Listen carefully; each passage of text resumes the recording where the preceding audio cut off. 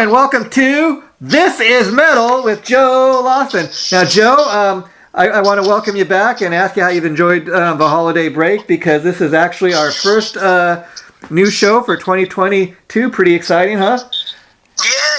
Had a good holiday, and anxious to get back at it with doing what we do here at This Is Metal. In fact, we got we got so many shows still already in the can, just waiting to kind of get posted. And I was checking what's scheduled next, and next up will be our episode we did kind of on Bruce Dickinson's solo career, which I think is going to be a very fun episode for people. And the most recent one we posted about a week or two ago was the one where we did on Ronnie James Dio, talking about the early years of his career, which is very interesting, and that got a pretty good response. I know that was one of your more favorite episodes we did.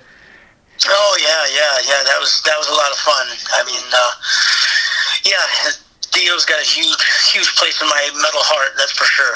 And then we've already got the next show, 3 shows planned, and we're not really going to get into that tonight. But I also know, Joe, that in the past we've talked about Bruce Dickinson and Iron Maiden, and very much like me, that the album that kind of introduced you two, at least, and me, to Iron Maiden was Number of the Beast. And so I was thinking, with this new year being 2022, that also marks the 40th anniversary of Number of the Beast, which what an amazing thing to believe that album's been out that many years. So that's another one down the line I think you and me will be doing. But tonight, I want people to know that this episode, very much like the Ronnie James Dio early years that we just posted, very much Joe Lawson's idea, and he's going to really be driving the episode tonight, because Joe is much more a fan of these two bands, Sanctuary and Nevermore. And the reason we're kind of doing an episode on 2 bands is they're kind of connected, as you will see. So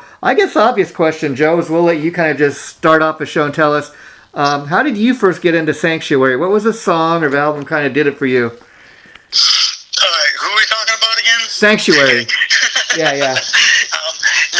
Sanctuary. These guys are another fine example of the underdogs of heavy metal. Yeah.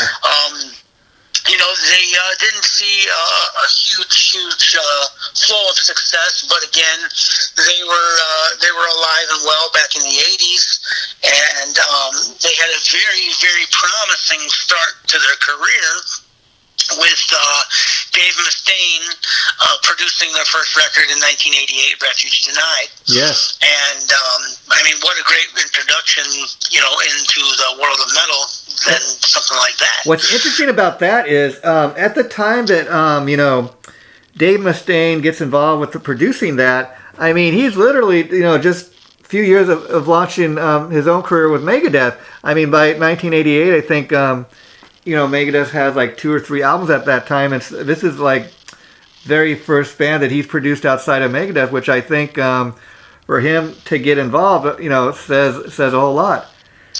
Oh, absolutely. I don't think he would just throw his name around lightly like that. So that gave a lot of hope and promise to these guys, and then they went on to tour with a lot of other bands that did them some good as well. But the thing is, they never really got, like I said, the credit that they deserved, and that's another reason why I wanted to do a show with on Sanctuary and Nevermore. Yeah. Not only because I think they're both 2 very, very talented and underrated metal bands, but some people may have heard of Nevermore, but they may not be familiar with Sanctuary, or vice versa. Yeah. Sanctuary featured Lenny Rutledge and Warren Dane and some really promising musicians that did an amazing job of creating the sound. Again, these guys are out of Seattle, so you had Queensryche and Metal Church, before the grunge scene happened, out of Seattle. So there was some promising good metal coming out of Seattle, and Sanctuary was one of those bands as well. Obviously, like I said, they didn't see the success that Queensryche or Metal Church did.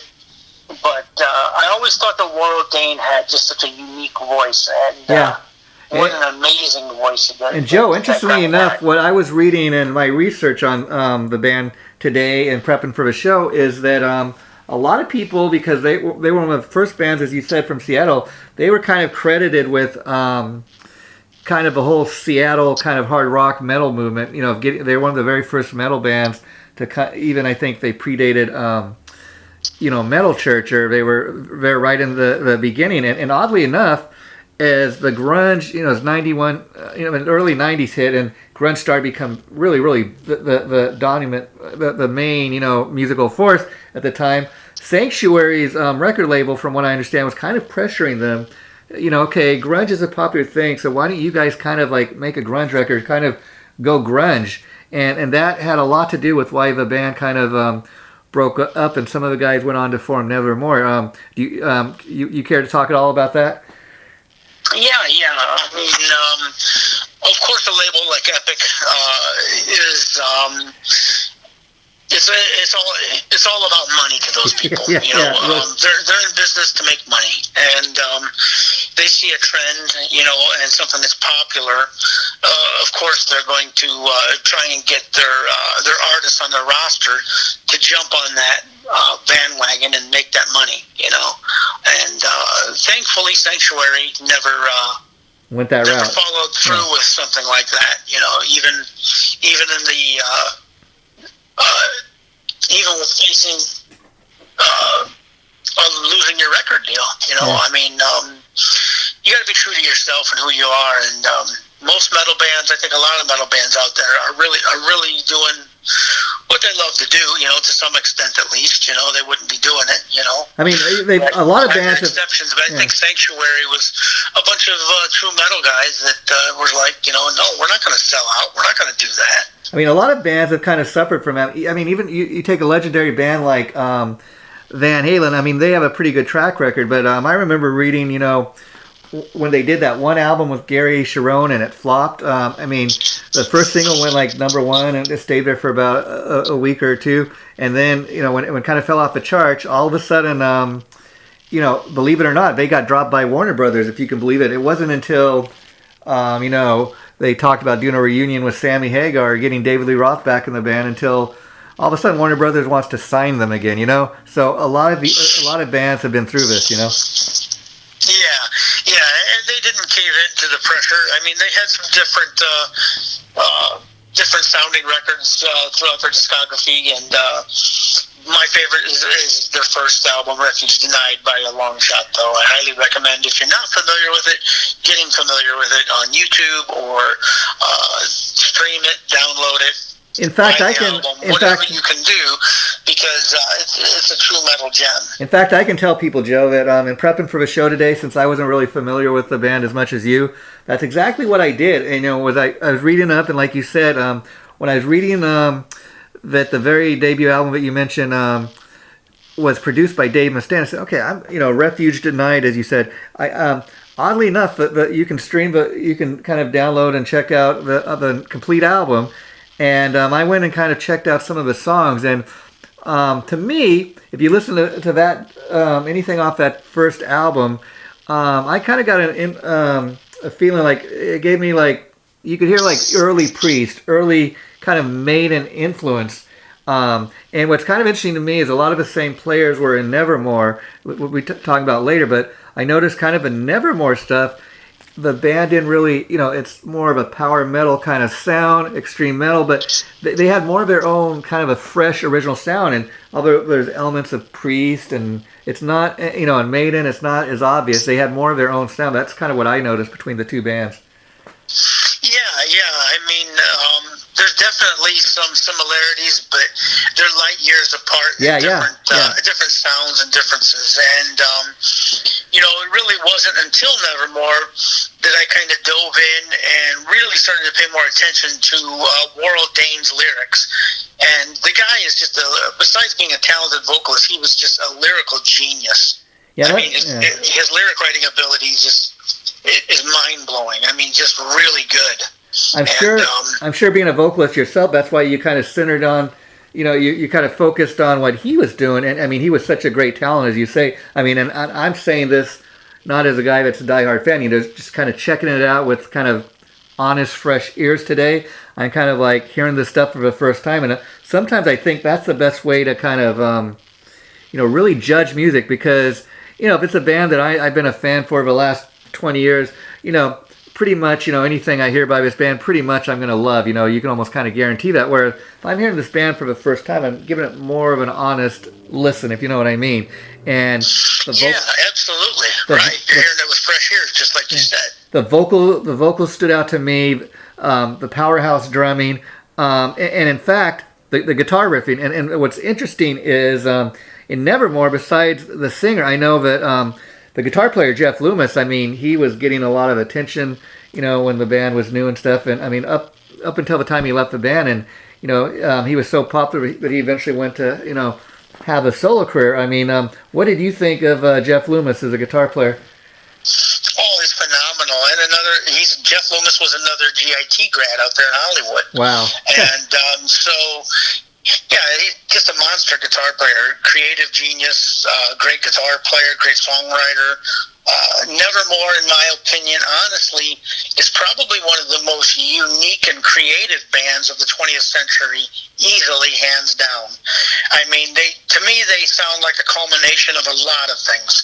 They sound like Priest. They sound like Testament. They sound like Alice in Chains. Yeah. They sound like all these different bands wrapped up into one unique blend that nobody else was doing anything remotely close to, in my opinion, at least. So I was really intrigued by these guys, and really drawn in. One of my favorite albums from Nevermore is probably Dead Heart in a Dead World. If you've never listened to Nevermore, I would recommend starting with that, just because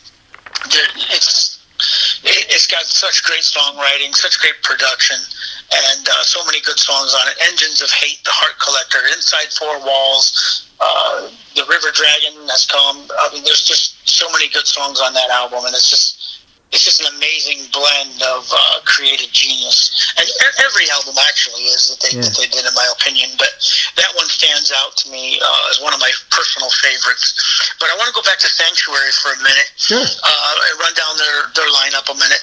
Joseph Michael, David Budbill, Lenny Rutledge, and George Hernandez is the current lineup of Sanctuary. Well, they didn't come out with Refuge Denied until 87, 88, but people get confused and think that, they've been around since 85, and they were a band previously, before this record came out, obviously, before Warrell Dane had joined the band. They had a singer by the name of Randy Bowman, and Randy is the person who designed their original logo that they still use today.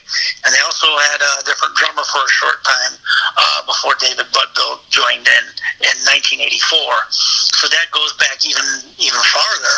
You're talking early to mid 80s. They were putting this together. And the name came from a safe place in a 1976 sci-fi movie called Logan's Run. Okay. So I thought that was kind of different, and that's where they got the name. That's where they came up with the idea of the name Sanctuary. So. And I had the privilege in 2020 of doing a show with these guys. Wow. With this Joseph Michael, the singer from Witherfall. Morrill passed away, and they were just doing a tribute tour or something along those lines, in honor of I think the Refuge Denied album or something like that, and to Warrell Dane. And in the middle of this tour or whatever is when Warrell Dane passed away. Wow. So it was kind of sensitive, kind of weird, there for a little bit. But they came out, and there's very few singers that you will ever hear me say this about. But this dude came out and made the hair on my neck stand up. He did that good of a job. And there's very few singers that can do that to me. And he was one of them. He was mind-blowingly good. I couldn't believe the level of performance that this guy put on. The live performance blew away their recordings and everything else they did. So I pray to the metal gods that they put out another record with this guy, because it was unbelievable seeing them live. Well, I think they're, and again, I'm just kind of discovering this band because you've been wanting to do a show for a while, so I'm kind of prepping for a show and doing a lot of reading up on the band today. And it appears that they have an official website. at www.sanctuaryofficial.com. And you can kind of follow the band. They got a Facebook page, and I encourage people to go because up there on the official page are advertising a 30th anniversary edition of it's a 3 LP deluxe edition of I forgot to write down the album, but it's one of their I guess classic albums. And I was kind of curious, talking about you're such a Warrell Dane fan, to see this new guy kind of step in, and he did that show. Did you feel? You feel like he did a great job, obviously, but do you think he was what made him do such a great job? Was he trying to sound like the original singer, or was he kind of just getting up on stage and doing his thing? Well, I think at least at the time that I saw them, he was just tearing up and performing the shit out of Refuge Denied, front to back. And he sounded like Warrell Dane a lot, but he sounded like himself at times too. So I don't think he was intentionally trying to copy Warrell. I think that his style is so similar to Warrell as a singer. I think that he's in that ballpark, and that's natural and comfortable for him to do. It appeared so. Yeah. And it was very natural. Nothing seemed forced. Nothing seemed like it didn't fit. The band was in top-notch performance wise. They were just tearing it up, and they were all smiling, they were all happy, and they put on one hell of a show. And I don't want to give any of the details away, but I'm going to send you the link on maybe you can post it. Sure. Yeah. When we post this article, there's a YouTube link with guitarist Lenny Rutledge that talks about Sanctuary's plans for 2022 and gives you a little sneak peek at their new studio that they've been recording the new album at. And they are going to release a new album, and I won't give any more details about that. I'll let people listen to this. It's just a couple minutes long, and tune into it, check it out, and be on the lookout for it. I know they are going on a tour through 2022 in Europe with about 20-25 show dates. I haven't seen anything listed in America yet, but that could easily change. You never know. Yeah, and in fact, I was reading that the band had split up for a while, and at the time, maybe about 2 years before he actually died of a heart attack, that he'd been telling folks that, hey, there's a chance that the band could get back together. We're kind of working towards that, but nothing's official yet. Sadly, he died. But it's kind of interesting. I think a lot of times when you have a guy, like especially the frontman, the singer, has died like that, it's hard to kind of. A lot of fans aren't accepting of somebody coming in and replacing him. But the fact that they've got this guy, he's done a show, he's done some shows with him now. And like you said, he's got the ability to kind of sound like the original guy, and Warren Dane, and kind of has his own thing going. I think that's why maybe fans will be a little more accepting of it. Yeah.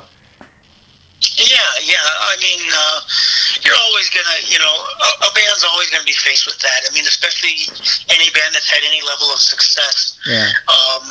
When there's a lineup change like that, they're always going to be facing a little bit of criticism, a little bit of doubt, skepticism, and things along this path. And people are going to accept it or they're not going to accept it. But all I can say is I was blown the fuck away when I seen how good they sounded and played.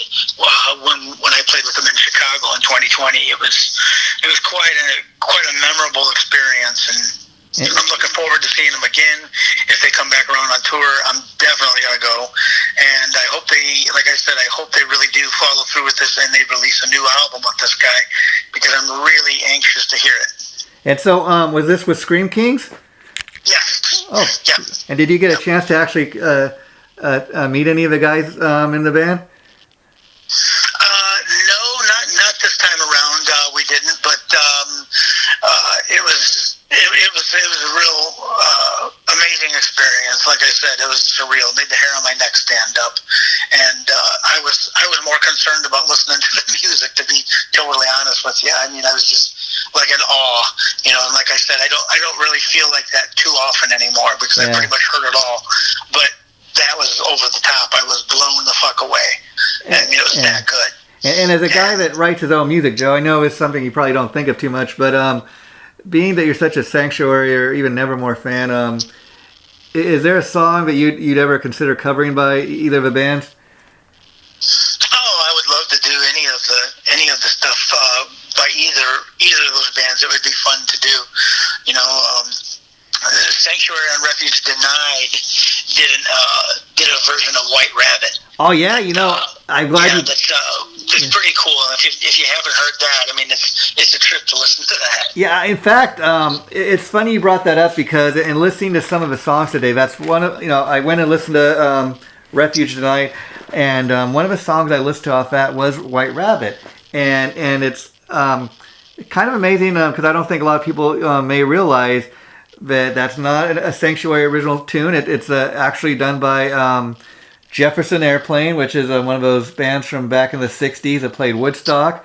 And so just think about that for a minute. This metal band is covering a band that played Woodstock, different type of music. But hey, whatever gets you off. And what's cool about this is you think, oh, wow, Jefferson Airplane song. I tell you, this band did a great job of kind of, it really metalized the song up. I mean, it sounds nothing like the original. And if you didn't know any better, except for, songwriting credit says Grace Slick, you wouldn't even know it was the same tune, and they really did a great job of owning it and making it their own. Oh, absolutely.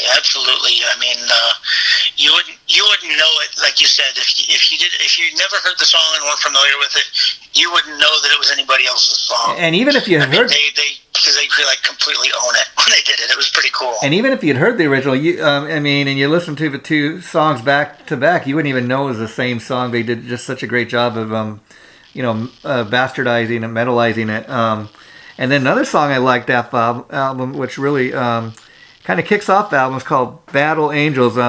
Great track. Yeah, that's one of my favorites. That's awesome. Great track to kick off the album. I love the guitar riffing, powerhouse drumming, and the song is almost a minute into the song before you even hear the first vocal. I just loved his vocals, and again, this is somebody hearing this for the first time, and I thought, wow, how? Again, thanks to my buddy Joe Lawson, but how is it that I've never heard of this? I mean, I've heard of the band, I've heard the name, but until today, I probably couldn't name. I'm almost willing to tell you, I couldn't name a single song. So I kind of had fun listening to this stuff today. Another song I loved off here was "Die for My Sins." Heavy vocals, great guitar riffing. Love the drumming again. Sounds like early Priest. When I say early Priest, I mean like maybe like the second album, second Priest album. But Sanctuary, I just love the drumming. The drumming I think was really kick-ass throughout the entire album. Yeah, all those guys are great musicians, great band, great chemistry, good stuff. Highly recommend giving it a listen if you're not familiar with it. If you are familiar with it, you know what I'm talking about. I'm not telling you anything new. Yeah. And stay tuned for their new album when it comes out. Definitely check that out and keep in touch with the websites and find out when they're coming around on tour to your town.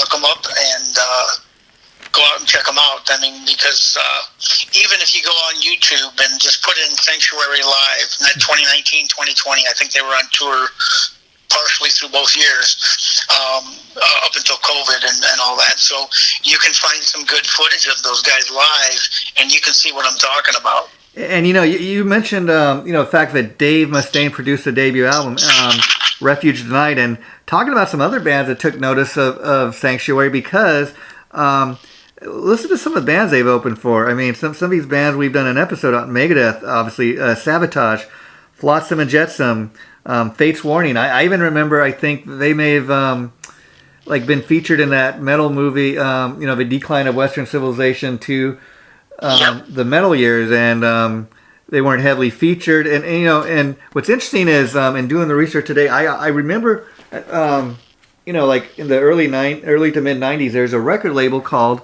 Sanctuary, and I started thinking about, I wonder if the band was, if the label was, had anything to do with the band, because the label's logo kind of looked like Sanctuary logo, but interestingly enough, just the same name, had nothing to do with the band Sanctuary. Come to find out that the record label, oddly enough, was owned by Rod Smallwood, who was the manager of Iron Maiden and Wasp, and he named his record label after the Iron Maiden song Sanctuary. Right. Yeah. Yep. So kind of they have a lot of Sanctuary. You hear the name, but two different things. Nevermore, again, as we've been talking a little bit about, was an American metal band from Seattle, Washington. 1991, the band had been inactive since, they were formed in 1991. They've been active since 2011 due to personal issues between the band members. And like I said, Warrell Dale started talking about maybe Nevermore getting back together as far back as 2015, but then sadly he had his heart attack in 2017. Yeah. I mean, I wasn't inside that circle enough to know, what happened, and I won't comment on things like that because I really don't know, and I don't know anybody that really was, to be honest. But I just respect and appreciate what they did musically. It was just amazing. And I mean, you look at some of the people that was in that band: Steve Smith and Chris Broderick and Tim Calvert, Pat O'Brien, Van Williams on drums, Jeff Loomis, Jim Shepard, Warrell Dane, Mark Arrington, Adam Gardner. I mean, you had some really talented musicians that a lot of those guys are still around and then playing in Megadeth and Arch Enemy and other bands, so they were all at one point in time or another part of Nevermore. So I believe they put out I think it was 5 albums. Let me just check that real quick on their discography. I think it is 5 albums that they did. Maybe more. Yeah, and again, I checked out 7 albums. Okay, yeah. I'm wrong because of their demo too. Yeah. And I checked out like 3 of their songs. Songs I checked out was "What Tomorrow Knows." To me, it was really heavy, kind of real aggressive powerhouse vocals, powerhouse drums. And again, the thing that stood out to me between the two bands is Nevermore had a real original kind of sound. I could definitely hear influences of other stuff, but it was kind of like when I'm hearing this for the first time, never heard anything like. I mean, I even kind of thinking, Sanctuary and Nevermore kind of connected. Two bands, you never know they had that connection unless you were a diehard, I guess. And you follow the bands, but somebody discovering this like me for the first time, listening to it for the first time, like, wow, it's hard to believe, some of the guys are, featured in both bands. And I guess if you're going to be forming another band, ideally you don't want, as you know, Joe, if you're going to have 2 different bands, ideally, whole idea to have 2 different bands is because you don't want them to sound exactly the same. You want, like you have 2 different bands. What you do with Scream Kings is a lot different what you do with the other band. Yeah, absolutely, and that's the way it should be. I mean, people should be expressing themselves creatively, in each situation in a unique manner. Or what's the point of doing it?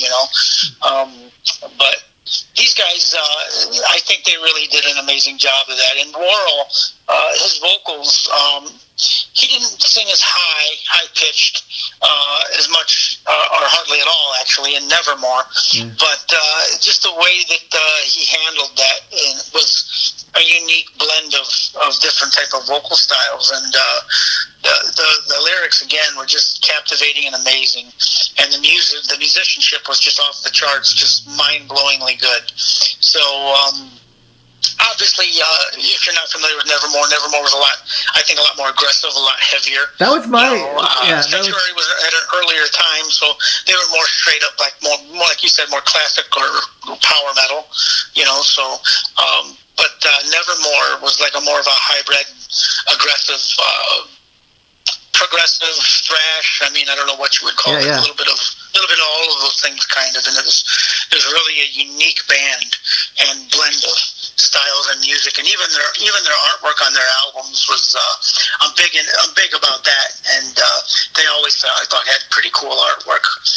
Travis Smith did most or all of their artwork, I believe, and that dude's pretty amazing. So yeah, I mean, even if you go back to all the way back to Refuge Tonight on their first album, I mean, I'd imagine like a lot of people, when a guy, or a group of guys get together and they have the first opportunity ever to kind of lay down your debut album. I mean, as you probably know, Joe, being in music yourself, I mean, just imagine the very first album, you recorded, and you've had your whole life to kind of write some of these songs, and you're like, okay, I'm going to get a chance to finally go in and record some of my songs. And of course, naturally on your debut album, it's going to be influenced by stuff that you grew up on. And so that's probably why Sanctuary, especially on that first album, kind of had that old school metal sound, because that's what these guys were into. That's what they grew up on. Whereas by the time they get to Nevermore, I think it's a case of, okay, I did that. I kind of, with Sanctuary, I kind of got my, I made music kind of that I was based on what I grew up on and influenced. Whereas by the time he gets to Evermore, it's much more about kind of creating his fan base, if you will, or building upon it. Or I would imagine you listen to Nevermore and you kind of think, okay, this is Warren Dale trying to, build his repertoire. And he very much like when Ronnie James Dio went and formed Dio, some of it's going to sound like Black Sabbath because he was once in Black Sabbath, but he wants to create kind of he wanted to create kind of a Ronnie Dio brand, if you know what I mean. Yeah, I mean, it was definitely very different. I mean, again, his vocal approach was completely different. Yeah. So I think he won over a whole new fan base there because of that. Yeah. And the style of music was different.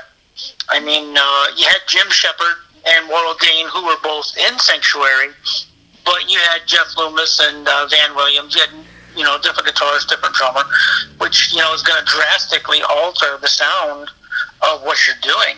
Between a lot of bands, their songwriting hinges or revolves even around that relationship between guitar players and drummers. Yeah, and I'd heard that at the time of his death, he was working on like a second solo album. Who knows how far he got into that? If that will. Yeah, he was in Brazil working on a solo record. I believe his second solo record, and he passed away in 2017, like you said, of a heart attack, unfortunately. So that record never, to my knowledge, never got released, finished. And let me ask you: did you hear the first solo album, and what are your thoughts on that? If you did.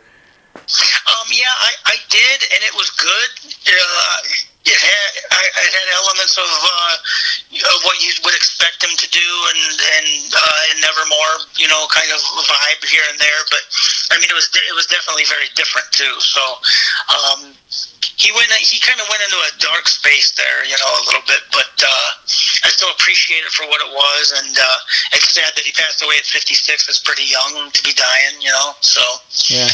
But I mean, who knows what the second one would have been like, and if it would have been more in that direction, or if it would have been completely different. I mean, Warrell was very, very unique and creative, so it could have went any direction with that guy. Honestly, it really could have. And also, there's some good concert footage, DVD footage for Nevermore. If you want to see some amazing shit with Nevermore, there's, I think it's a DVD called The Year of the Voyager. Yeah. And the footage of that's just amazing, I think. Wow. There's a couple of different stuff out there, live stuff that you can find on YouTube of these guys. But I think for a small time, I think it's that video where they had Steve Smith on guitar and Jeff Loomis together. Oh, wow. And it's just, man, what a machine. I mean, they were just like, holy shit. They were really at the top of their game, in my opinion, around that time with both those guys on guitar. It was really something to behold, to hear. Yeah, that's amazing. And Joe, I must apologize to you because, back just a little bit ago when we were talking, I had a little brain fart.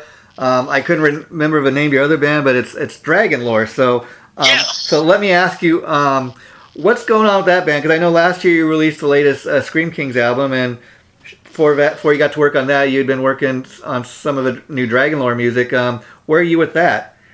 Well, like I said, mentioned before, we wrote and demoed most of an entire new album, and we got a producer, Jeff Loof, and we were gonna go in the studio and start working on that. And Jeff had some health complications and some seizures, some problems. So that kind of put things on hold for us. And then the holidays came. Yeah. So now hopefully we're getting back around to the possibility of going in and getting some drum tracks laid for that. And so another thing, Joe, I know we talked about this before the holidays, that you've pulled your Facebook page. Is that correct?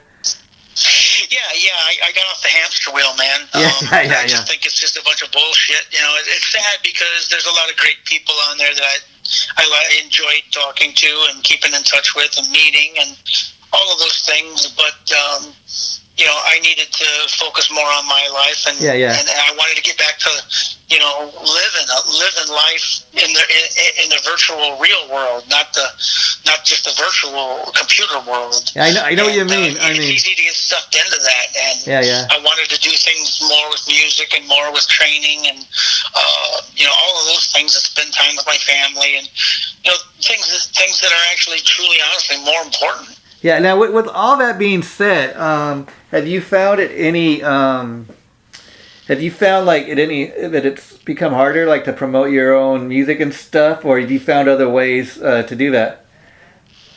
Well, to be totally honest with you, I'm not doing that at all. Okay. I'm just letting it fly. You know, it is what it is. People know it's out there, and hopefully they tune into it. Hopefully they like it and support it. And if they don't, that's okay too. I'm all right either way. You know. And you know, Joe, so I'm in a good place tuning out the propaganda. Yeah, and we still got our This Is Metal audience, and it's hard to believe, Joe. I think it's creeping up on going to be our third year doing this, if you can believe. You know, I've lost track of how many shows at this point, but they keep getting better and better. And like you said, especially we have a This Is Metal page that I kind of run, and I'm checking out what people are saying, and we get a lot of the same people. So although we don't maybe have a ton of, you know, a huge number, we have a lot of the same returning people. And I think that is what really makes the audience metal, if you know what I mean, because metal fans are really diehard, and especially the ones that are loyal. You know, they're loyal and they come back for more. I see a lot of the same people commenting. So I think that's, if anything, we've accomplished that. Yes, and that's a beautiful thing, and that's really what we wanted to do. We wanted to make people aware of some of these amazing bands and introduce people to new music maybe that they haven't heard of, or new albums that they didn't know that were being released. And you know, and it's cool because you've done that for me and I've done that for you. Yeah.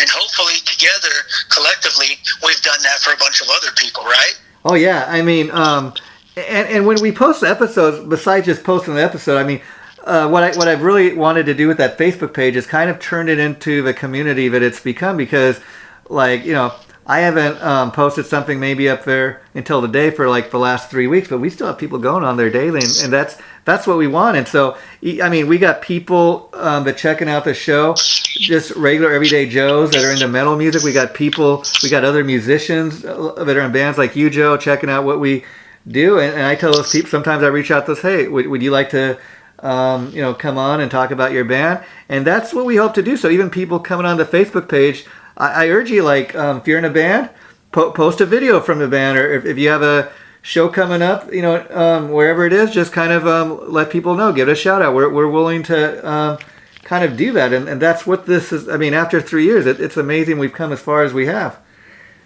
Yeah, absolutely. That's what it's all about, sharing the metal love.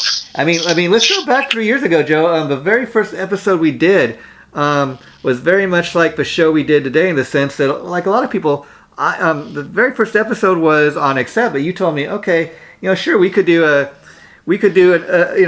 episode on the, you know, original classic lineup with Udo. He says, but you know what? He says, let's talk about the you know, an album by the new lineup, you know, with the new singer, and Blood of the Nations was the album, in fact, and I was aware of Accept, but, you know, I really not gotten into the new lineup, and even though they were really popular at the time and stuff, and I said, you know, wow, thanks, Joe, thanks for turning me on to that, and you know, Accept is a classic metal band, like I said, but again, starting a show like this, you might think, okay, we might start off with doing a show on Metallica or Iron Maiden or even Sabbath. So we didn't go obvious choice. And even in the new year, I want to tell people, Joe and I already have the next 3 shows kind of planned out what we're going to do. And we're not going to really announce that right now, but I will tell you, a lot of the stuff we've been doing, like classic metal bands that Joe and I are into, but we got an idea that coming up for like in the next 3 or 4 weeks that we're going to do an episode on a newer band kind of, but it features some like people that you know from other bands. So that's something I'm looking forward to, and I hope in the new year we can cover some newer bands as well. Absolutely.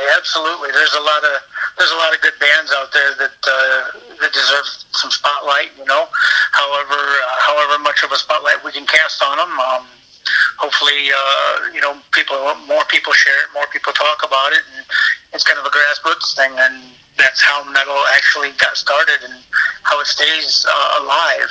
Yeah. Is because it is a grassroots thing. It is the fans that share it, keep it alive, and remember it and support it. So keep doing that, because without that, there is no hope for any of these bands at all. Yeah, in fact, like I said, we don't want to give too much away, but I always like to wrap up the episode, Joe, kind of telling people what's up next. So next week when Joe and I do this, we're going to be doing it'll be our second episode for 2022, and what we're going to be talking about is John Corabi. Now we've John Corabi is a name that comes up constantly in these episodes that Joe and I do. He's Joe and I just both are just huge fans of what John is doing, and oddly enough, we'll get into more next week. But I know John Corabi has a book coming out, his autobiography coming out in June, and I think we're already taking pre-orders, so I can send you that information later, Joe. But we talked about John in the Motley Crue episode, but there's so much to get into with John Corabi, but we decided he deserves his own kind of episode dedicated 100% to him, and we're going to be getting into the Scream, Union, the Dead Daisies, his solo material, a lot more than just Motley Crue. But we're going to throw Motley Crue in there because you have to. Right, absolutely. Yeah, it's going to be interesting for sure. I'm looking forward to it, and I enjoyed this show, and hope everybody else tunes in and enjoys it as much as we have. Yeah, and also, again, to give people something to kind of look forward to, the next show that we're going to be posting probably in about a week or two will be our episode on Bruce Dickinson's solo career. So that is what's up next, and we thank you all for tuning in. Anything else you want to say, Joe? Keep it alive and keep going through 2022, and don't listen to the bullshit and the news and the media. That's right. In 2022, learn to think for yourself. Yeah. Joe, you'll get a kick out of this talking about Facebook real quick. I've been getting this message whenever I try to like a band on Facebook. They'll tell me, I can't believe this, like you're saying about social media. They tell me, you're already following over 5,000 pages. Like, get rid of a few, and then you can follow a new page. You believe that? They're like cyber Nazi stormtroopers on that thing. I mean, Goodbye, good riddance to that. I mean, it gets down to not even commenting, but like you like too many pages. There's something wrong with that. Okay, bye.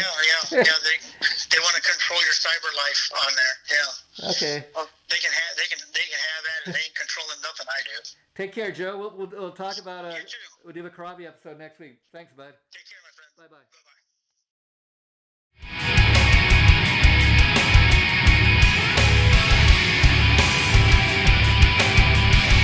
Chaotic Riffs Magazine.